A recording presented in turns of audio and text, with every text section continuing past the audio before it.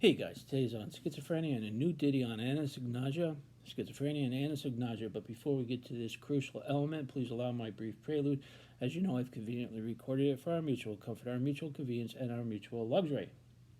And hey, listen, I'm no spring chicken. I've been around a few preludes in my years. I'm telling you, this prelude, it's got something that's particularly luxurious, kind of like a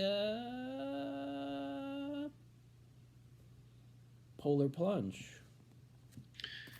Hello there, my name is Robert Switcheroos in Francis. play, You've stumbled on my Switcheroo, Book Unconquering 2, Schizophrenia YouTube channel. The Companion, Me and the Bird. the very basics of That's right. We schizophrenia. talk schizophrenia. This is the cut of my jib right here for reasons of my medical confidentiality. There's a chapter on anosognosia in this book, I'm a too. licensed clinical social worker times 15 years. I think it's one of the first That's ones because it's so crucial. I've been diagnosed with schizophrenia for a score 5 and 1, and that puts a little gray fleck in my beard. Clean shaven today. Thank you for joining me on my channel. Now to topic. Anosognosia is so important to understand in the greater of schizophrenia. Anosognosia, if you recall, is a lack of insight into the illness. Some people with schizophrenia have anosognosia, and other people with schizophrenia do not have anosognosia. Different trajectories and different planning around each. If somebody has anosognosia, it means they have no insight into their illness. That means that most of their symptoms will probably perpetuate, and there's a different wraparound according to that. What do you do about that?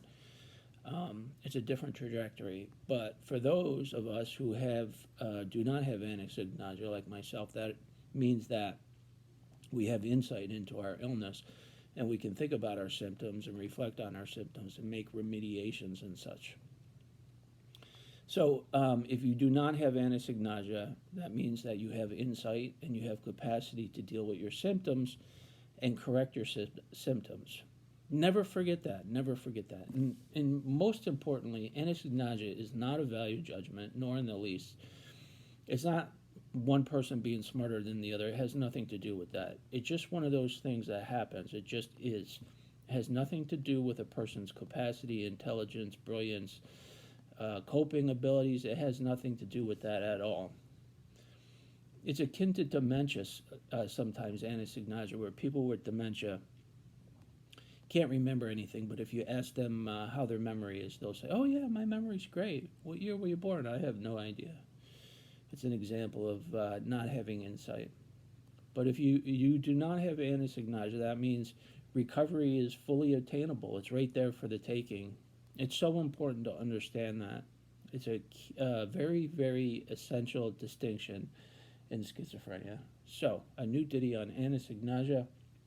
Amid the polar plunge, you got to be crazy to do the polar plunge, but someday I'm thinking maybe to make the plunge. You know what that is? That's jumping in winter, jumping into the lake in winter with all the ice and snow in the water.